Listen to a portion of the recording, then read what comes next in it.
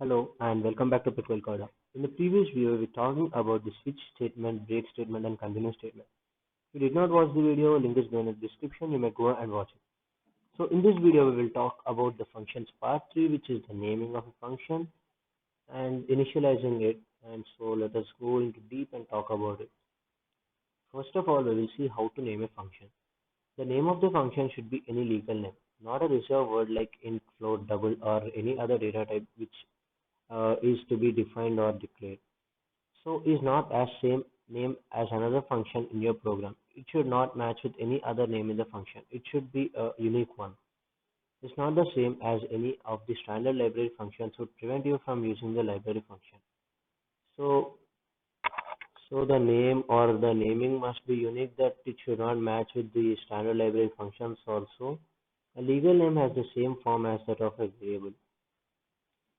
So legal name, giving a legal name is equivalent to the defining of a variable.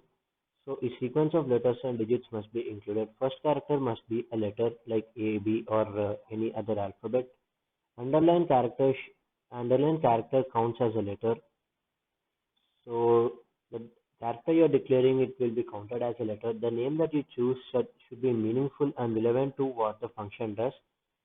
So it should be meaningful, the word you choose. If I'm going to define a function like month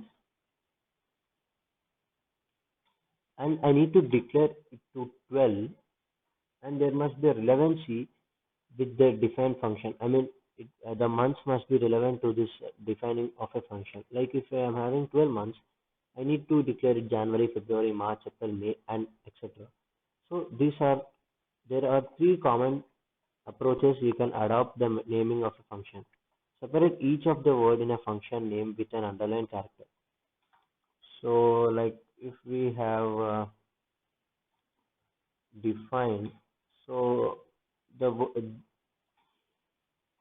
first point meaning is that we need to separate the function by giving an underlined character. So let us discuss it deeply in the compiler. Capitalize the first letter of each word.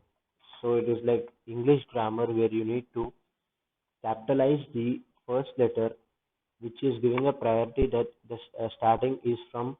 I mean, the word has started recently here, and there must be full stops, commas, and etc. Capitalize the words after the first camel case. So here we are having camel case as first we need to capitalize the first letter, and after giving a gap to it, we need to again capitalize the second letter. I mean, the first word of the second letter. You can pick any method, but must follow the same approach throughout the code. So you can keep any of them, pick any of the method you want to code, but it should be same throughout the code. So let us now discuss about the function prototypes. A function prototype is a statement that defines a function. So a function prototype in a sense it is the name or a definition of a function, defines the name, its return value type and type of each of its parameters. So the first point meaning is given here. So it defines the name which we are going to initialize, return value type and the type of its parameters, provides an external specification for the function. It also provides an external specification in the sense it gives a readability and a proper understandability for the reader who is going to code or read the function afterwards. You can write a prototype for a function the same as the function header. So you need to write the prototype for a function which is same as the function header. Only difference is that you put a semicolon at the end. Only difference here is the function header we are not going to initialize any any semicolon, but if in this case we need to put a semicolon at end of the line indicating it that our line has completed. So it is an example given here. Void. Void is a function printing a message and again initializing void in the brackets and keeping a semicolon at the end. It indicates that our message printed is ending here, and then we'll see the output after printing some lines of output function. So a function prototype enables the compiler to generate the appropriate instructions at each point where you call the function. So a function prototype enables the compiler to give or take appropriate instructions at each point where we are going to call the function. So if you are going to call a function then the compiler will enable the appropriate instructions wherein you can call the function at every point you want to call or any point you want to call. It also checks that you are using the function correctly in each invocation. When you are going to invoke or input a function, then it checks that the function is correct or you are giving wrong function.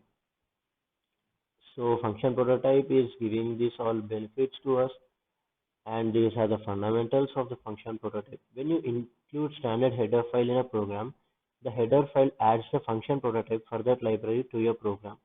So if you are going to include any standard library file like hash include studio.h, then when you do the same with the function prototype of for that specific library, then it will include the program. It will include our program into that standard library. The header file of studio.h contains function prototype for printf among others. So the standard input and output functions of a header file will include the printf, scanf, and some functions which we are going to include in that specific program. Generally appear at the beginning of the program, allows any function in the file to call any function. So it will allow us to it allow us to call any function whenever required when we are going to specify some function we want to include, regardless of where you have placed the implementation of the function. It will not matter where you place the function, but defining it properly makes matter. So parameter names do not have to be the same as those in the function definition. So parameter is some state of is some number of words or statements which we'll be discussing in the upcoming blog. So stay tuned. Okay, not required to include the name of parameter in a function prototype. We need not to include any parameter name in the function prototype we are going to include.